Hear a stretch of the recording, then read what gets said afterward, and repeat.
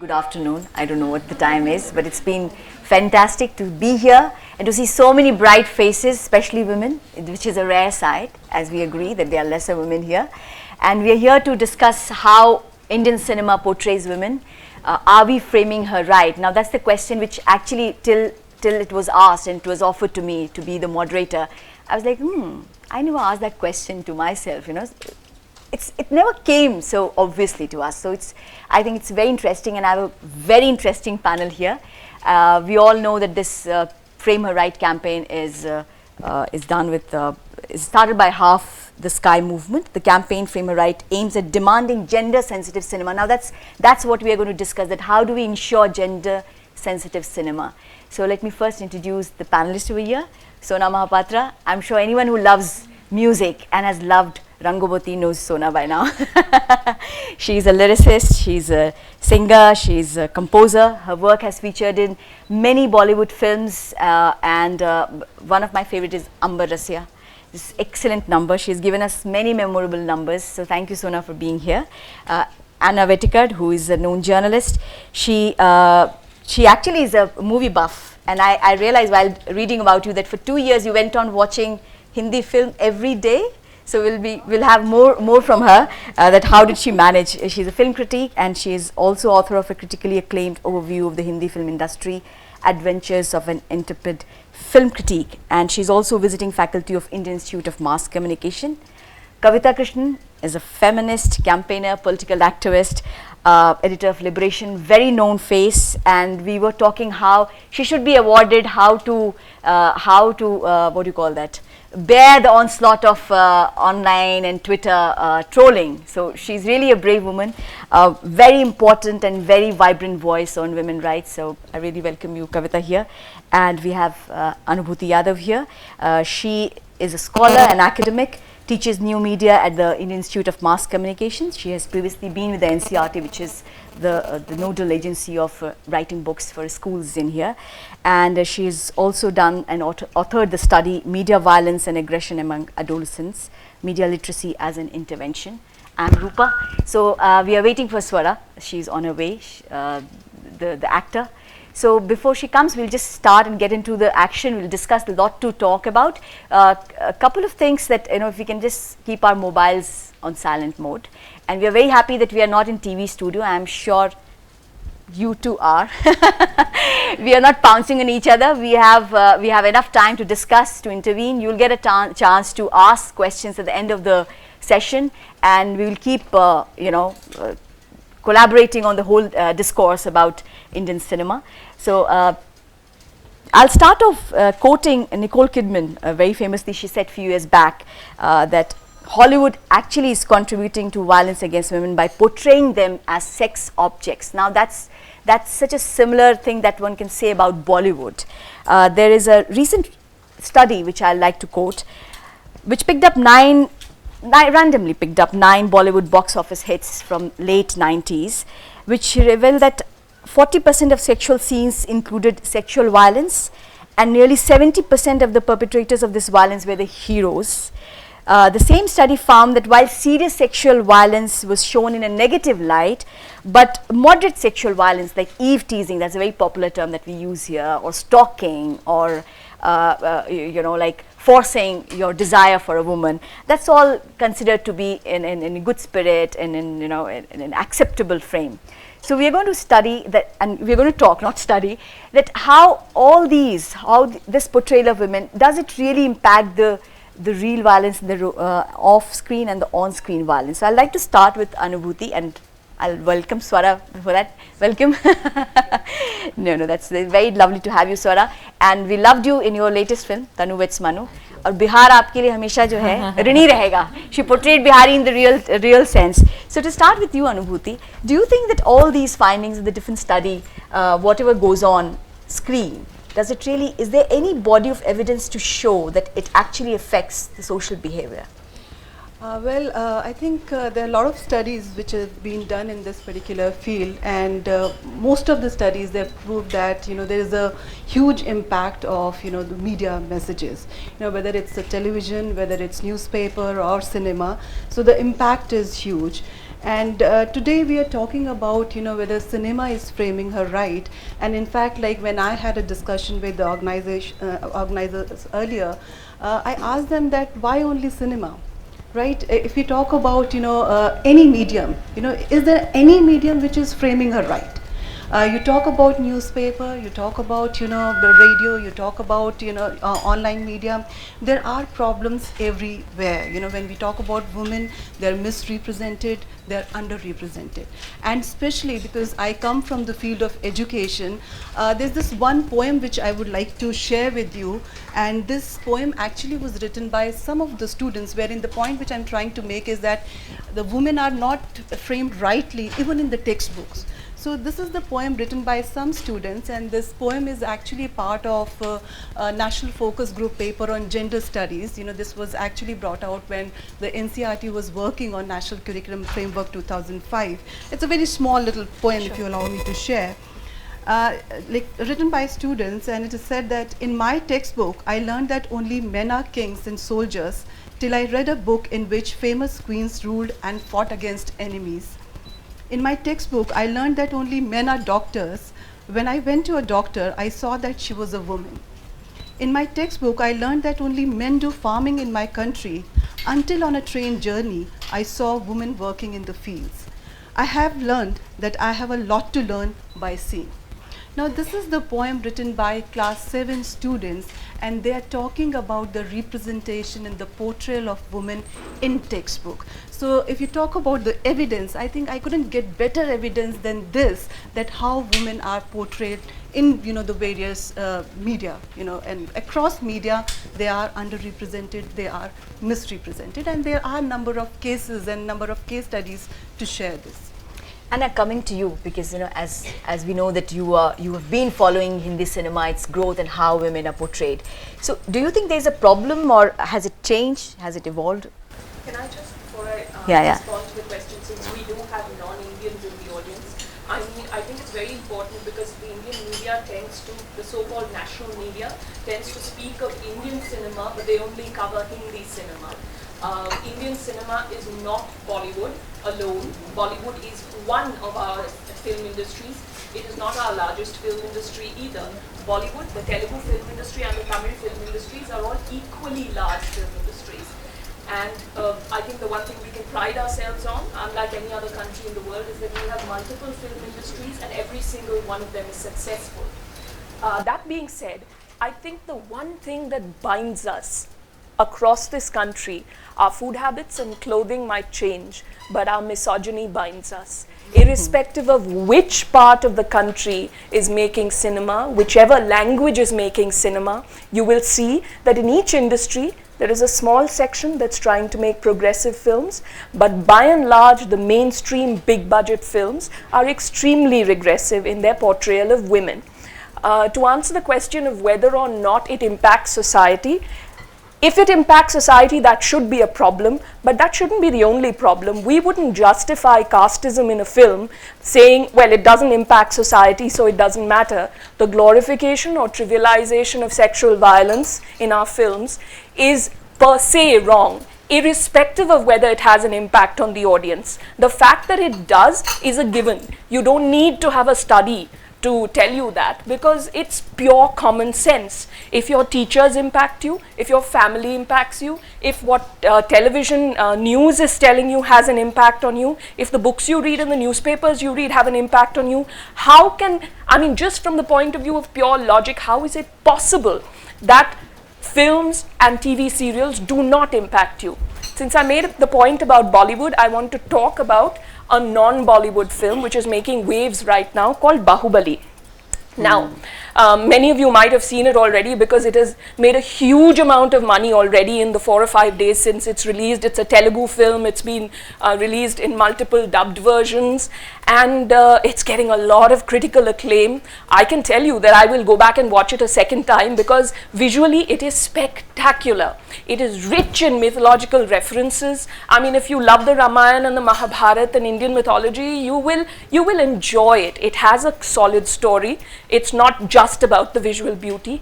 And yet, look at the portrayal of women in that film, Rupa. There is an entire song sequence, all right, where this man, the hero of the film, Bahubali, is approaching this woman he is interested in. He sees her one day, she hasn't seen him, she falls off to sleep, and she has her hand in the water. He swims up to her underwater and paints something on her hand, all right? Now it's projected as very sweet and romantic because, you know, I mean, here's this really good-looking guy. Now think about it. If they put Shakti Kapoor in that role, we would all be saying, oh my God, it's so creepy. But this guy, Prabhas, he is sexy, he is handsome. You look at him and he looks like such a likable human being. So there he is with this great body, and the location is so beautiful and the music is sweet. So in your minds, you're justifying it. Then she sees that flower on her hand when she wakes up, and she's upset because she doesn't know where it came from. So she goes looking for him. And by the way, this woman's a very brave warrior.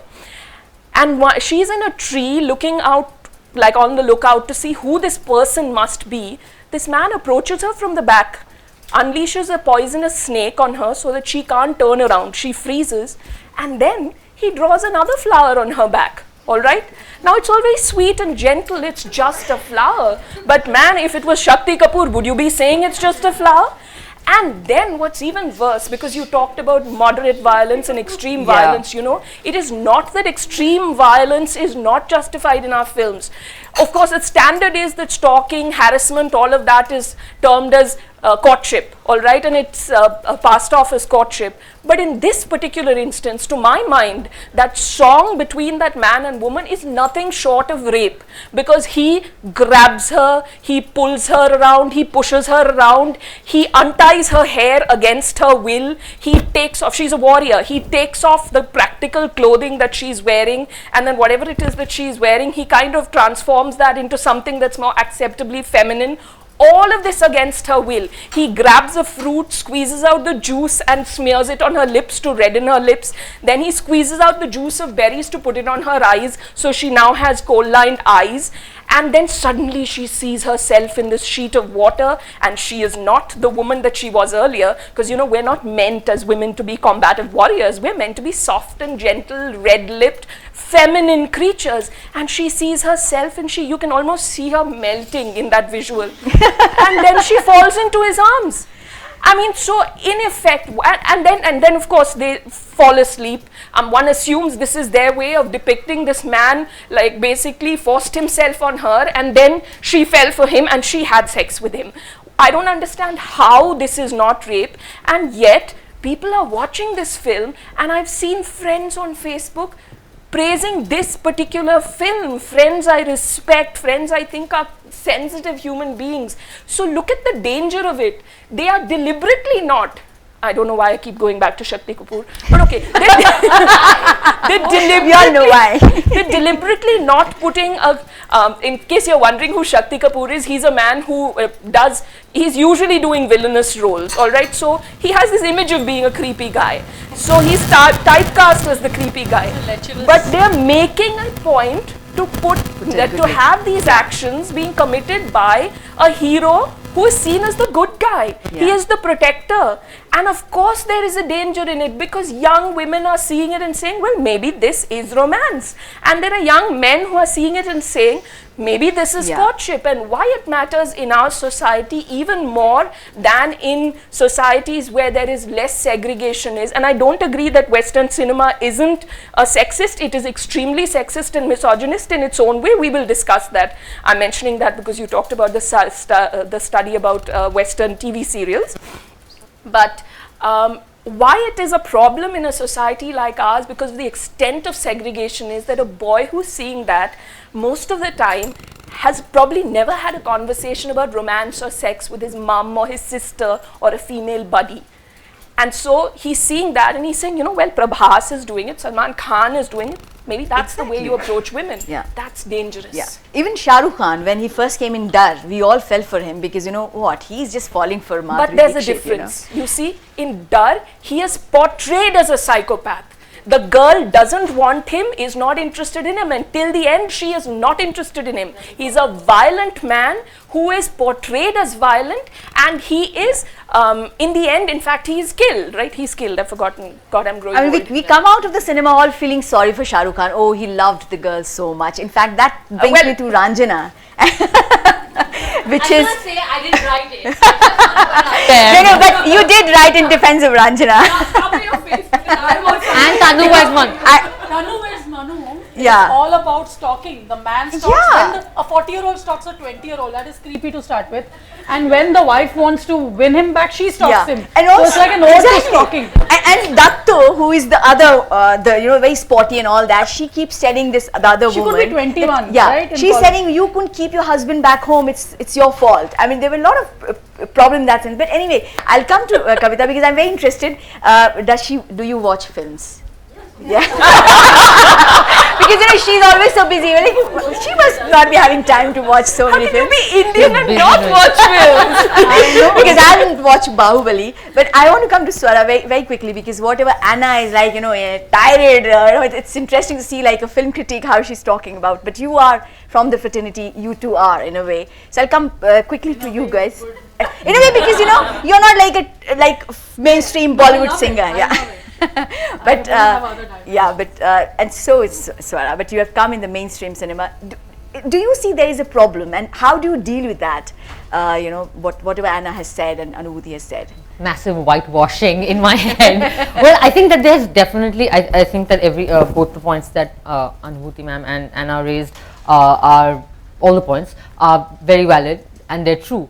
But I think that I'd like to sort of take the discussion sort of forward. Yeah. I think that the point is not just that does cinema impact on the behavior of society or people in society or whatever. I think the point is that cinema reflects what is already going on in society.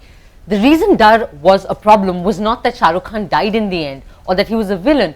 It was, and this is a small anecdote, a friend of mine from Lucknow told me that in the hall, in a single screen, this is when Dar released, I think early 90s, there's a scene where towards the end, Sunny Deol is beating up Shah Rukh Khan and he's a bad guy, or so we'd like to understand, and Shah Rukh Khan falls on the ground.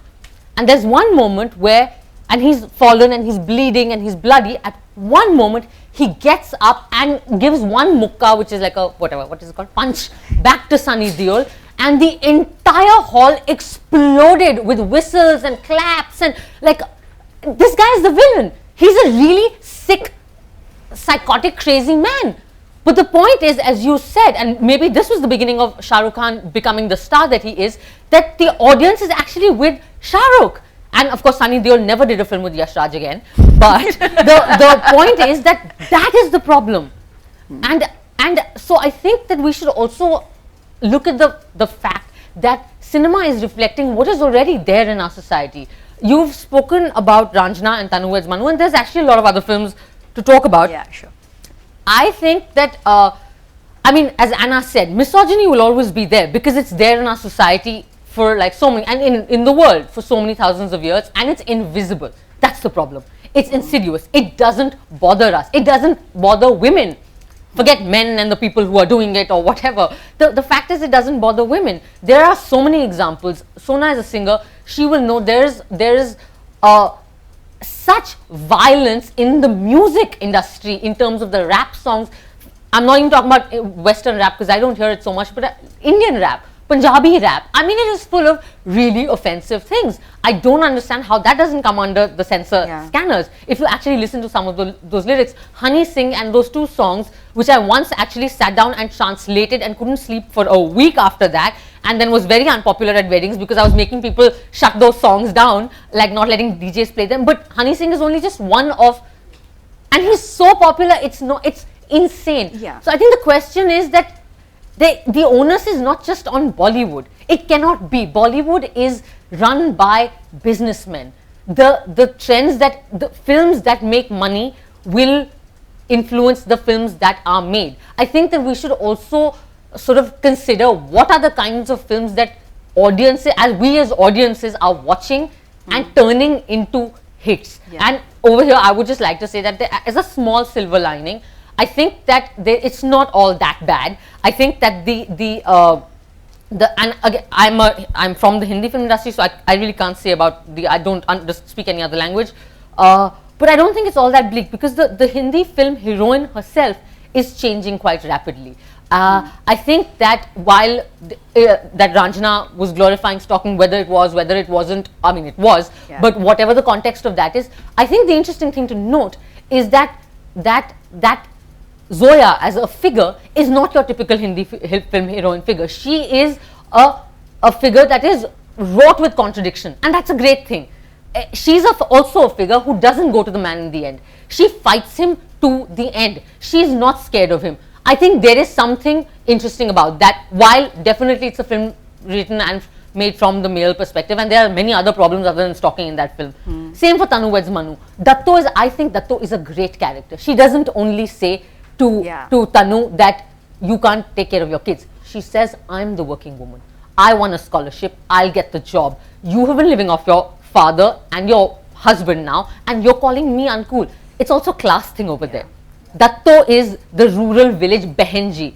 So I think that there's, if you actually look at it, there's a lot of other interesting things happening in Hindi film. I mean, Hindi film, as you said, reflects what's going on in the society. And is it what is going on in the society? You see society very closely, Kavita. See, I'd like to just respond to some of that argument as well as others. See, I think that what I would like to say is actually between what you said about it's impacting society and what Swara said about it's reflecting society. I think that the way I understand literature or cinema or whatever is that it is not there either, it should not be judged only whether, it's not simply a reflection, and it is not just something that has an impact. It is like everything that we utter, everything that we say. If I say something today, or if I write something tomorrow, any of these things is an engagement with a reality. It's not simply a reflection of a reality. It's about how I see a reality and how I narrate that reality. So what are the relationships between structures and people in society, and how are those being seen in a film or narrated by a film, is something which is like how do you and I understand it and talk about it. The film is just doing that on a much larger and much more, sort of visually powerful scale. So it isn't simply a reflection. You can choose to look at the same reality in different ways, which, as Swara said, is starting to happen. And I won't say, I want to say here that I'm quite uneasy with what was said right in the beginning, which is that, oh, foreign media came in, foreign serials came in, and they had this wonderful impact and all of that. I think that you have had, and I've written about this recently, I've begun writing about this recently. My concern is not just about violence but about how women's autonomy is depicted, and especially sexual autonomy, the right to choose a partner, all of that. How have these been depicted in films? And it's very interesting to me that in the 1980s, correct me if I'm wrong, but I can remember several films which used to be about, celebrating intercaste marriage or interfaith marriage or marriage against parental norms. Okay, you had Chameli Ki Shaadi, or you had Qayamat Se Qayamat Tak, even if it is a tragic Romeo and Juliet kind of film, but it is a film in which love means breaking barriers which are set by your parents, etc., etc. So many. And yet, when you come into the 90s, when you have had liberalization in in your economy and all of that, you start having films which are telling you that love is something you need parental permission for. You have the DDLJ, the Dilwale Dulhaniya Le Jayenge.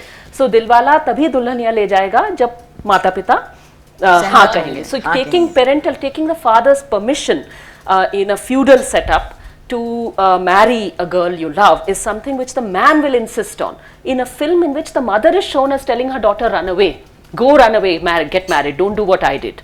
Marry the man you love.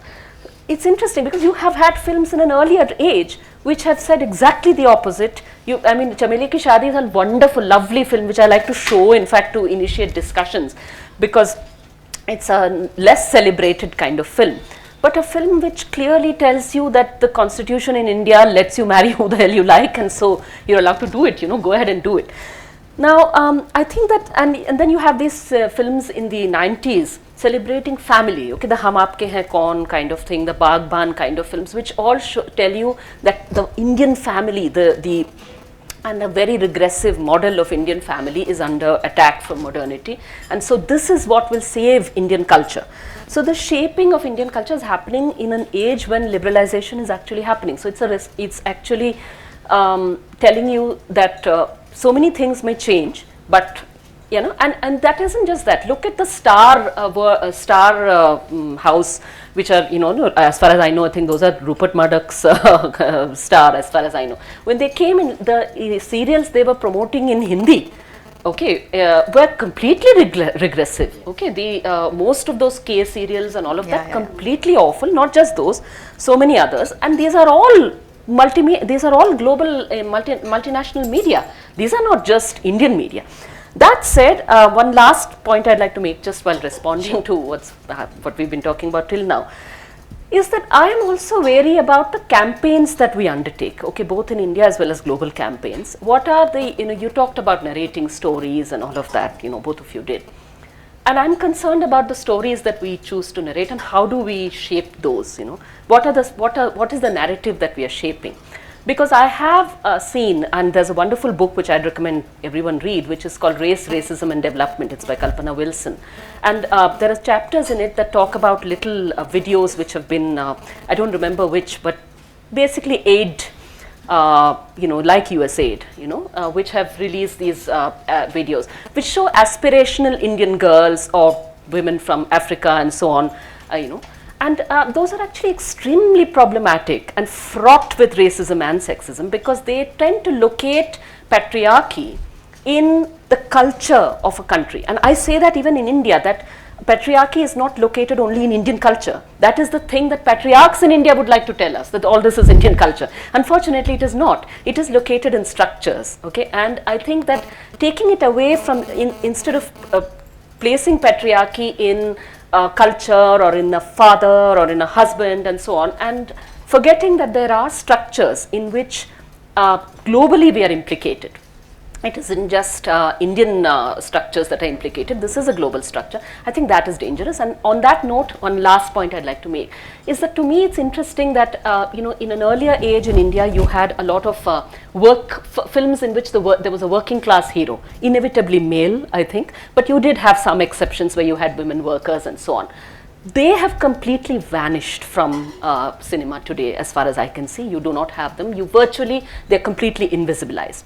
And yet some of these things which we see as struggles over autonomy are actually being fought out right there. For instance, you know, I wonder when we will get to see this in cinema, okay? You see a lot of, or in media, you see a lot of media talking about, you know, television channels and so on, debating if there is a caste body or a, you know, community body in India that has banned mobile phones for girls. Okay, so people will say, oh, regressive, and India is moving forward and it's aspirational and these people are holding us back. In Tamil Nadu, you have garment factories producing for multinational corporations which do not allow young women workers there to use mobile phones. And it is wrong that women in rural India have not been going out to work. Dalit women in rural India have always gone out to work. And these are the same girls who are today working in factories and are in places where their autonomy is all in the name of their safety. You ask the company, why are you doing this? And they'll say, oh, it's to keep her safe. Her parents want us to do this. She mustn't have a mobile phone because then she'll start meeting boyfriends and so on. The whole thing is that her not having a mobile phone is also preventing her from unionizing, from interacting socially with her colleagues, her comrades and all of that. Now, I think that these struggles that are being waged there for autonomy, which are hitting at various structures from local patriarchies to global corporations that are exploiting patriarchy, not freeing us from patriarchy. Those are stories which I don't know if the campaigns are narrating. The cinema is certainly not. But my problem is that even the global and local campaigns are not narrating those stories. Right. So society has a structure. You said that patriarchy is in structure, and cinema repeats that because that's the reflection of society, as Swara said, and we all more or less agree to it. But why isn't that cinema? I don't necessarily. Okay, fine. So yeah. Which is that I think that cinema can reflect a reality without trivializing and glorifying it. In pretty much all films, well, not all, but certainly in most films, you do have an understanding of where the director stands and where the storyteller stands. In Sholay, the Hindi film, you're very clear that the story is on the side of Jai, Veeru and Thakur, not on the side of Gabbar Singh, all right? He is the evil force. But the thing with the portrayal of women, and especially of stalking and sexual harassment and rape, is that when the hero does it, it is trivialized and it is glorified and it is romanticized. The problem with this Telugu film, the Bahubali that I spoke about, is that it has romanticized rape and portrayed it in a most visually beautiful fashion. And frankly, I know, because I've just written a column about it which will be published this weekend, I know that I'm going to get a flood of responses saying, come on, can't you just relax? It's just a film. Can't you have you lost your sense of romance? Which is the kind of response I got, and Swaraz, someone I have a great deal of regard for, but it is the kind of response I remember getting from readers when I reviewed Ranjana, which was, come on, yeah, it's just a reflection of reality. That's not the point. Ranjana glorifies stalking, and Ranjana tells us that the way to a woman's heart is by stalking her, because the heroine tells him, he's chasing her constantly, and she slaps him. You know, it's really funny. She slaps him each time, those of you who've seen it, and after slapping him something like 15 times or something, she agrees to meet him, and you know what she says to him, her choice of words, it's because of your consistency. So what are we telling boys? That stalking is consistency. So if you don't stalk, you're not being consistent. When does she tell him she loves him for the first time? He slashes his wrists. He's been pestering her to tell him she loves him, and then he slashes his wrists and she says, oh, okay, I love you. But I think that's a difficult point. I wanted to bring you in. Why I don't agree that we have to only look at the silver lining, and we've been taught to always, look at the silver lining and make do with what's happening around us. I would like to add, I'm thankful for tastemakers such as Anna in the media, because it's very important that even be it art, be it music, be it cinema that's coming out, there's a bigger responsibility that we act as tastemakers and not just rely upon reflecting what the audience has to say. For example, very few people know that on a tangent, I didn't start my career as a musician. I went through an engineering college and an MBA, and then even handled FMCG marketing. And I was one of the first to join in the sales section, which is a no-go for women. And at every level, you are taught that this is what the market reality is. Market research is telling you this, and yet if you didn't use your own, thought process and logic and everything else that is good, that comes with the intellect, you would not be making great moves which would benefit everybody in the larger, be it economic, be it emotional as a society. So there's lots to be said about how tastemakers need to take charge and be pushing, and not this whole argument of how it's a reflection of society is not something I'd like to buy. And yet, what I really agree with most of what you had to say and all of it, but what I'd like to add is, it's an honor and a pleasure to be with so many feminist scholars and feminist activists and writers, and I kept wondering, I go on stage with 50,000 kids out there, and I have lots to say and lots to sing, and I never have a flutter in my stomach. In fact, I'm very excited to go on stage. And here was the first time in my life I was wondering, will I have the right things to say? And yet, what I'd like to bring on to this panel is not so much about an academic study that I would have done, but I've lived life every day. I've gone on stage, I have vocalized myself, I engage in social media and otherwise, and that's where I'd like to bring in my personal experiences, because while Hindi films is something, or be it regional films, because my father was in the forge and we lived around the country, so I'm a true blue pan-Indian kid. So be it Telugu films or Tamil films or all of these other films, yes, one thing that unites all of them, definitely, we are very democratically united in this. It's about how we treat women, how we portray women. Interestingly, I read about this bed chill. I was so worried about all these intelligent vocal women. I said, let me go and do some padhai likhai. And I read about this very interesting, the bed chill test, which is a test which came up in the 1985, mid 85 in the West. So to say, I mean, the West had the same problem too. So this test still does. So this test is very interesting for in case people are not aware of it. If you have a film where you don't have two female characters jinke naam or whose names you can remember or have clearly names, and second, they ought to have had some conversation with each other and not about a man or the man in question. So interestingly, some of the most interesting films in the West, be it The Social Network, very celebrated, to Harry Potter, to, well, the recent Bombay Velvet, you know, all the progressive alternative cinema movement and the, you know, the torchbearers of that, they all failed this test miserably. And while one may say that there are a lot of films that may pass this test and have the worst of gender politics, I think I got to learn a lot thanks to you. But coming back to why I am here and what I would like to take this opportunity to share is, I believe that while in Indian cinema, which is across all regions and Bollywood, thankfully you brought that up at the very outset, I think there's a token change in the fact that previously women seem to have no profession. Guys still wear a tongawala or an engineer or something or the other, but women, their biggest achievement was to be either pining or waiting for this man, or the biggest act of rebellion is falling in love. Bahut badi baat hai. Then it came down to in the family structure, I mean, till she gets pregnant, father-in-law will allow you to go to the office, like one big kind patriarch will give you your chance to be in the office till you get pregnant and then come back to what you are meant to do. To now where there are these token professions you know, given to the women.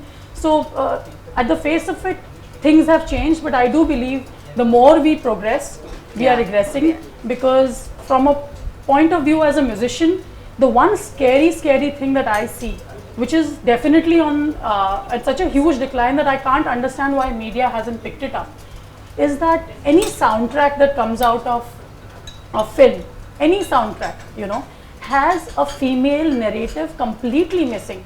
It's like at least in the 60s, 70s, 50s, 80s, all of them you had the Mangeshkar sisters reigning and everybody cribbed about how they dominated, and now I realize, amazing that in the country that we were in, they could you know, they could push a whole film forward with their music. If Lata ji didn't sing in a film, that film would not get picked up by distributors.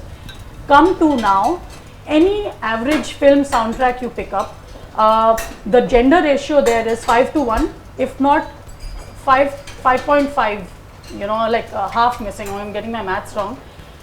Just to give you an example, you have a Bajrangi Bhaijaan releasing.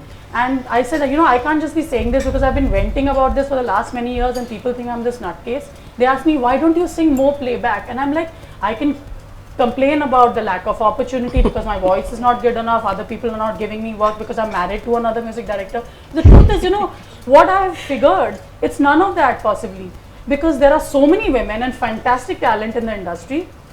But in every soundtrack, if there's an average of 6 to 7 songs, there will be a mandatory one female song if it's likely to be an item or some kind of a dance promotional number which will attract, and you do a shimmy and, you know, get the public going.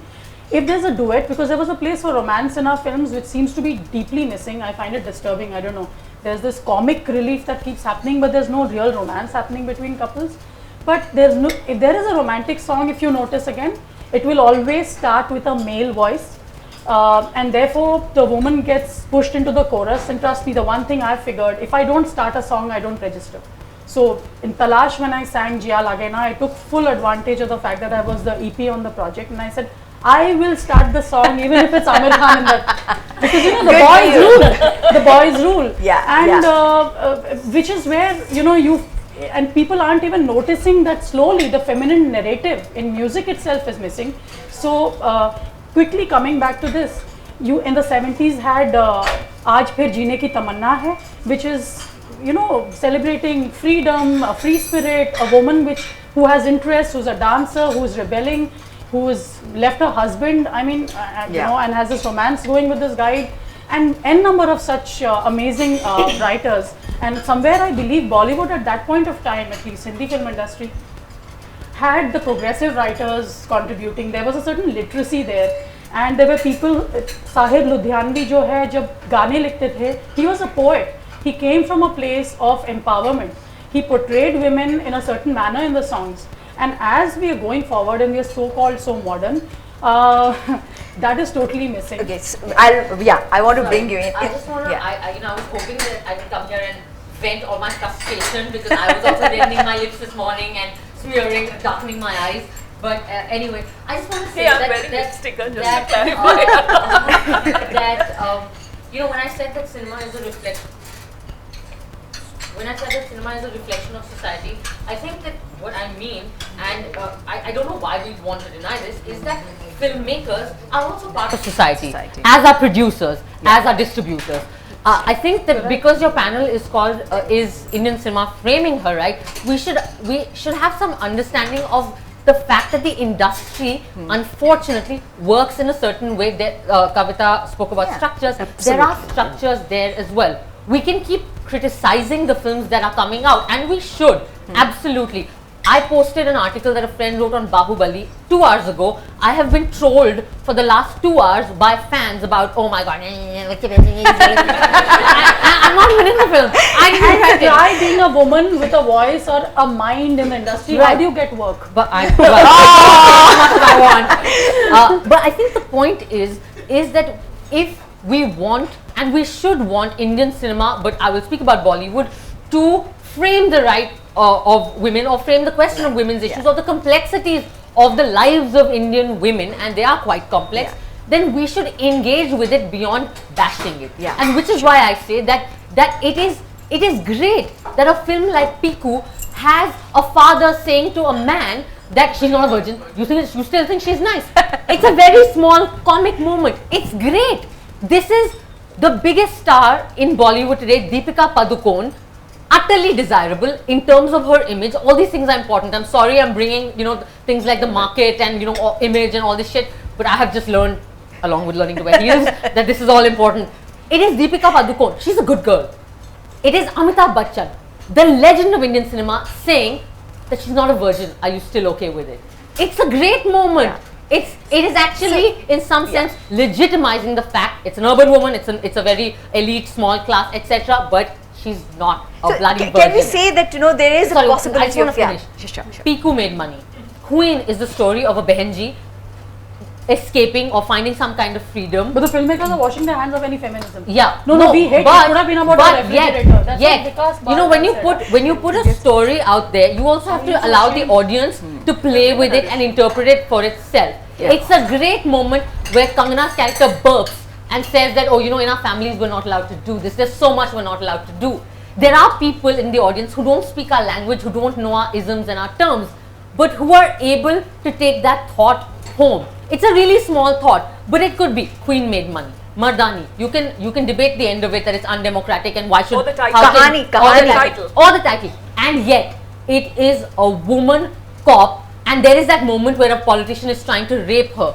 And so I'm saying that there are ways to kind of negotiate with this very misogynistic, very patriarchal, very much business, capitalist sort of money world. I think it is really great that these films are making money, because you can make, and I hope that one day that they will be able to accommodate the question of the Dalit women factory workers, because I'm not saying that there shouldn't be that if it's making money it's right. No, not at all. But if it's making money, it's great, because it means that more people are watching it. Obviously, I think there's a very valid point that you can't sanitize everything, so to say, because of course it's a medium of entertainment. You like all the songs also that Chameli and all that stuff. But yes, the debate is very interesting. I wanted to bring that question to you, Swara. That do you think there is possibility of now the time is right for Indian cinema to bring out the alternative narrative? We have had this social narrative going on which reflects in cinema, etc. Is this the alternative narrative that we're talking about? I think that there has always been an alternative narrative in Hindi cinema. Always. I think that Guide was not a typical story. Rosie was not a typical hero, and that was an alternative kind of a characterization. I think Mother India when the time it was made was an alternative narrative. I think that Sujata, I mean, there have been moments when Hindi cinema has sort of created an interesting character, an interesting question. I mean, I don't know what exactly you mean by an alternative narrative. I mean, the 13,000 I believe the question here is more women have to take charge of the creative process, the creation. The writers, the producers, the directors, it's a boys' club. But it's true about anything, any profession for that matter, isn't it? I mean, I don't mean any disregard, Actors but are fools, I'm telling you, we're not just puppets, we're also uneducated and foolish.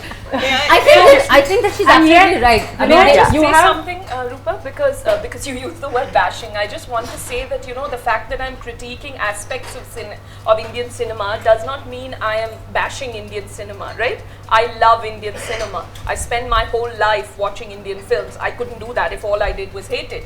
When I mentioned Bahubali to you, I said there is so much beauty in that film that it breaks my heart that there are these patriarchal, misogynistic elements. I did not like Tanu Weds, Manu Returns because I think it is an extremely misogynistic, patriarchal film giving us what society is willing to accept of a liberal, liberated woman.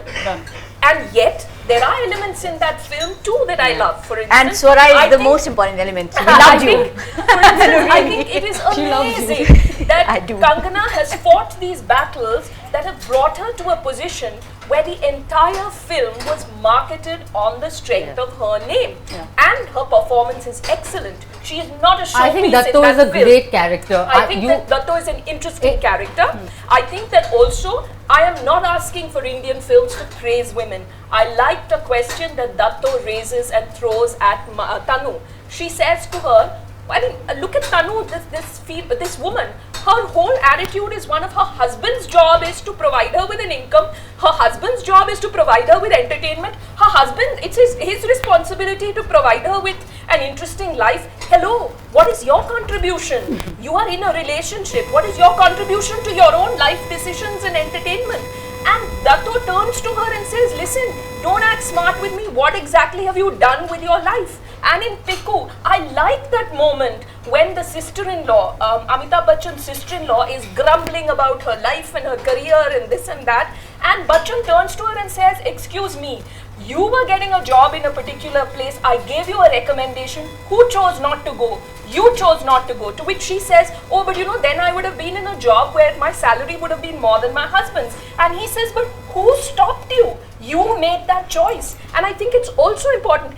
People try to malign feminism by saying that feminists are women who want women to be portrayed as saints. No, I think that many women are apologetic about feminism, many women diss feminism, many women cooperate with patriarchy, which is why it can survive. And I think that there are women who need to be asked this question. You're grumbling against your husband and you're dissatisfied with your life, but you're also resentful of your female friends who had the courage to take life decisions that you didn't have the courage to take. Why did you not have that courage? Yes, it is difficult. It is not easy to be any of us sitting in this hall, but we fought battles. If we had that courage, why did you not? And I am not lacking empathy. I understand you've had a tough life, and I understand it is difficult to fight against all of the things that we need to fight against to make these decisions. But here is Bachchan saying, I supported you. Why did you not take up the job? And she says, because my husband would have had a lower salary than mine. And there are women who are preempting battles by doing things like this. So I'm not looking for a deification of women. Far from it. A deification of women as Mata and Devi and all harms us. Yeah, is that the problem that stereotypical, reinforcing the stereotypical image of a woman कि उसको माँ का काम है बच्चों को पहले ख्याल रखना. They don't like it. But कहाँ? I so wish कि censor board से यहाँ कोई होता. And I'm sure these women, the moment they saw the names on the panel, they said, we don't want to go there because it's I believe a censor board shouldn't exist, I really think a censor board has no business to exist. So, Anubhuti, coming to you, I mean, I want to ask that, we're talking so much about how it impacts social behavior it has, and cinema is a big tool. I mean, we have learned what Lenin said about it after Bolshevik Revolution, that how they created the space where they wanted to be in with the help of cinema.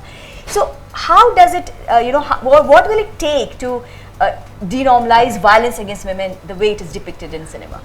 See, like whatever we have discussed till now, like this debate has been on since like long, right? We've been talking about whether the media is the reflection of society, or like whatever we are doing in society, we're learning it from media. And this will go on, right? So we don't have any solution, and we can say that okay, like 5 of us or like all of us can give any solution to this particular thing. But you talked about this alternative narrative. This is something which is very, very important. But when we talk about alternative narrative, I think like we have to be very cautious, and we have to be very smart when we use this term alternative narrative. And I'll give you one example how a thing can go wrong. And this example is from my personal life, and since like I spend a lot of time in the field of education, so I'll take example from the education and from the textbook. One day I was teaching my son political science, and while I was teaching political science, there was mention of president. And since that day he was not in a mood to read, so he told me that, okay mama, read it out for me. I said, okay fine, I'll read it out for you. So wherever the adjective was used for president, it was she, right? And while I was reading, he asked me that, why is it that she is written for president? So I looked at him, then he himself came with the response. He said that, okay, maybe at that point of time, lady president was there and you guys wrote that particular book at that point of time, that's why she is there. I said, no, the reason is that, we wanted to make these books gender sensitive because at that point of time, a lot of discussion went on, and that's why, the she is there. He looked at me and he said, oh, he ko she karne se book gender sensitive ho jayegi. And this is something which we have to think about. We are talking about when we are talking about the alternative narrative. What Swara said, I totally believe that when we look at the cinema, in a way it's reflection of society. We pick up certain things from society and we try and exaggerate that. Why do we exaggerate that? Those are the stereotypical roles, and we know that a lot of people conform to those roles, and that's how those TRPs and the business angle come to that particular story. So there's this one movie which I watched recently. I don't watch a lot of movies, so I shouldn't be there and talking about whether cinema is framing her right. This is the movie Dil Dhadakne Do. I don't know how many of you have seen this movie, but there was this one scene that got registered, and that alternative cinema or alternative narrative is not that you make different sort of films.